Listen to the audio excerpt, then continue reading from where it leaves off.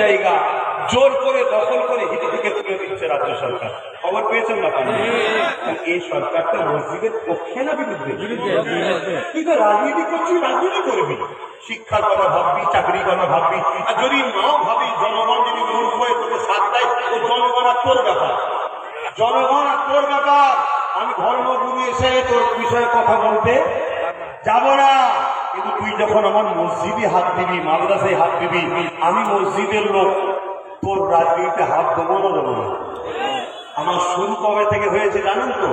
চুচুড়ার মসজিদে তালা মেরে দিয়েছিল এই রাজ্য সরকার, জানেন না? ভুলে গেছে? সেই দিন থেকে আমার রাজনীতিতে হাত দেওয়া শুরু হয়েছে। মনে করছে ওরে সর্বনাশ, তোর হাতে ক্ষমতা আছে বলে তুই চুচুড়ার মসজিদে তালা মেরে দিবি, মাদ্রাসায় তালা মেরে দিবি।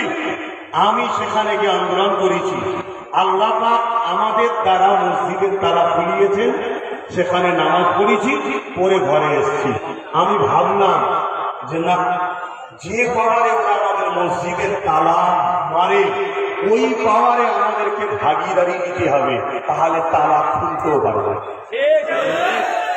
কথা কিছু মাথায় ঢুকেছে?